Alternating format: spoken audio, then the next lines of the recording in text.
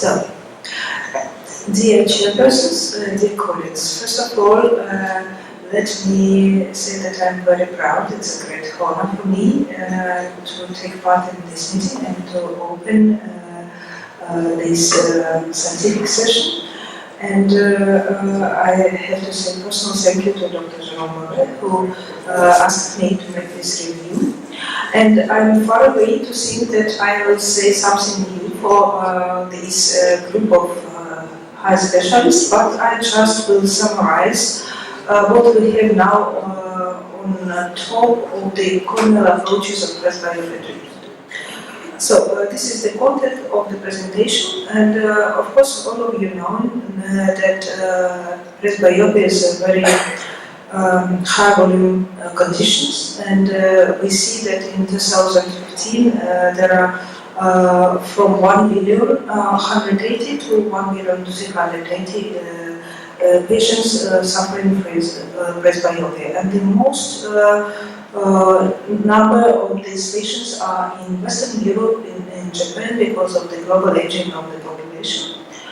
If we are talking about and separate this group into different conditions, we see that presbyopia population can be below 55, over 55 with clearance and with cataract. Of course, if we are talking about the corneal approach, we are talking about this group, and we see that a lot of patients with ametropia are also existing through this population.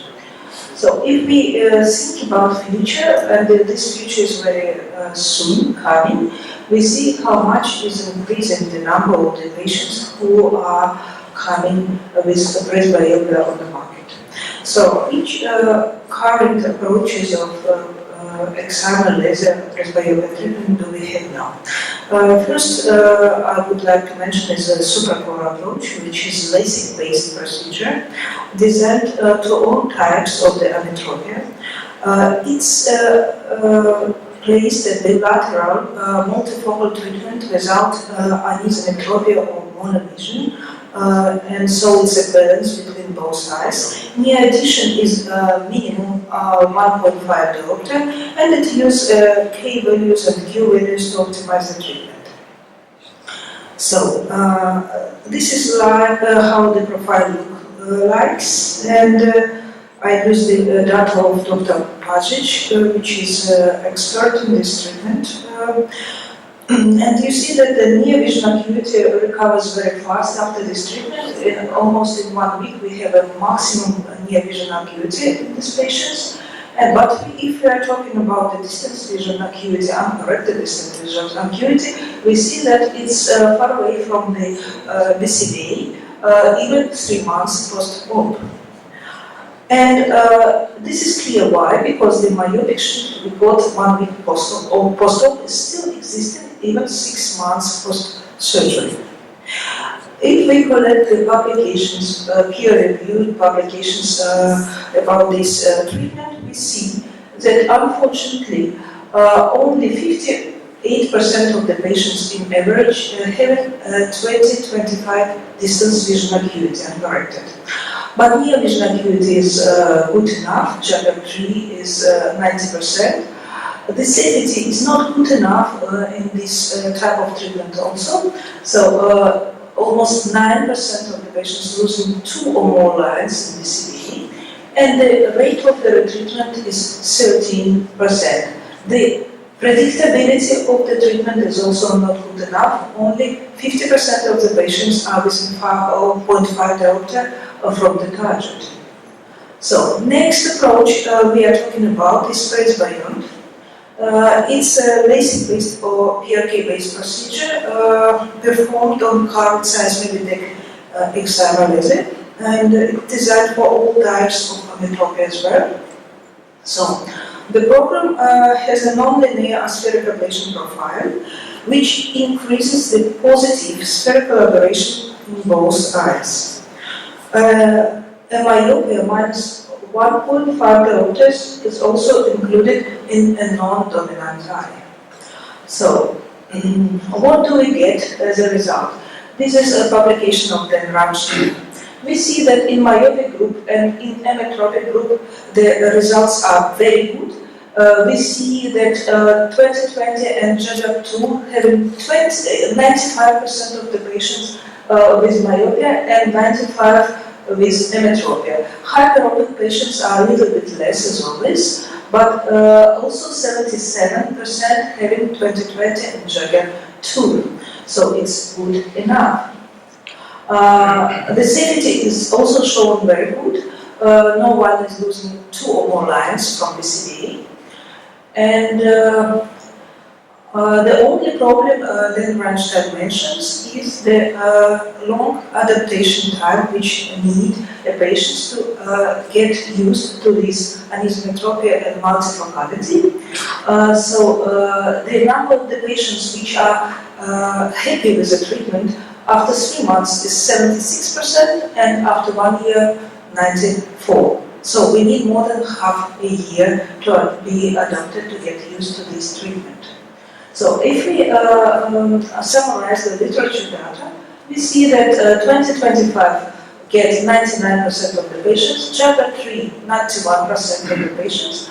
The safety is good, no one is losing 2 or more lines. The predictability is good also, 88% within half a diopter, but the number of retreatment wonders me, 19%. Probably it is because of the precisement of the author of the publication, Dan Randstein, who wants to be always precise and exact. So, this is another approach, Presbymania. The principle of this treatment is that it's again also both LASIK and PLK-based procedure. It delivers multifocal biaspheric profiles on the cornea. The 2 multifocal zones providing near and distance vision, and intermediate transition zone provides the intermediate vision. So it's designed for all types of ametropia. And we see the principle of the distance coverage of the Presbymania. So non-dominant eye is also slightly myopic, and dominant eye is ametropic in the distance target, and they cover the whole distances a person need to be successful in the near distance vision. So this is how the profile created. You see this is a dominant distance eye.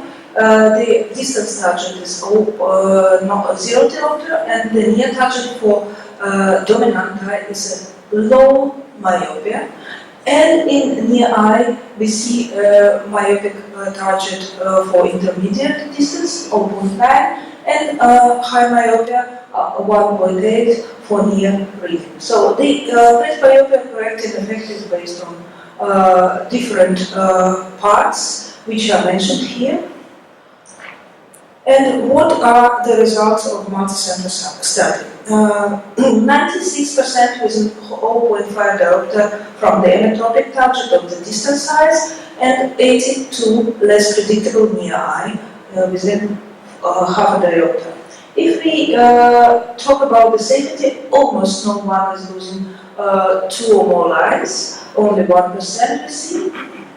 If we are talking about uncorrected distance vision acuity, we see that 2025 getting 94% of the patients.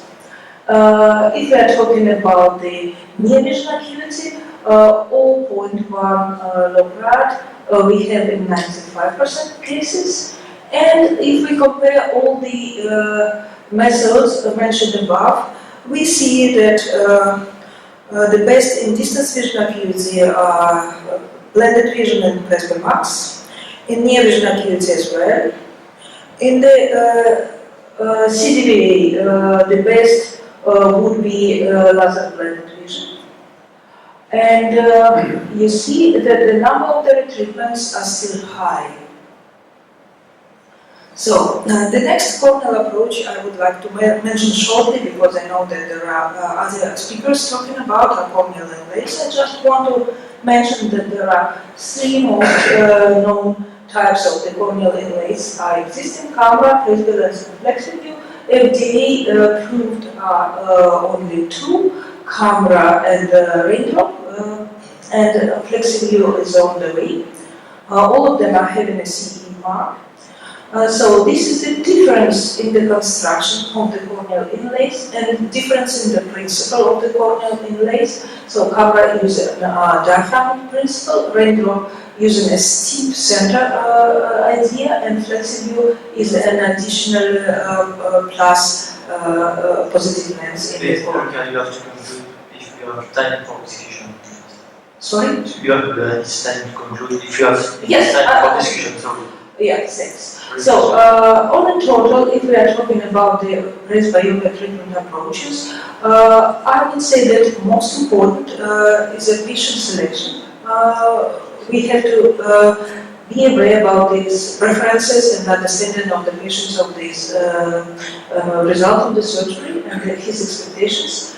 And of course, we have to choose the right patients. We have to make a precise diagnostics. We have to select the best approach which is suitable for this patient. We have to explain detailing all the circumstances for the patient, and we have to support him after the surgery to get used to this treatment. So this is an intellectual refractive surgery. Thank you very much for your kind attention. Thank you.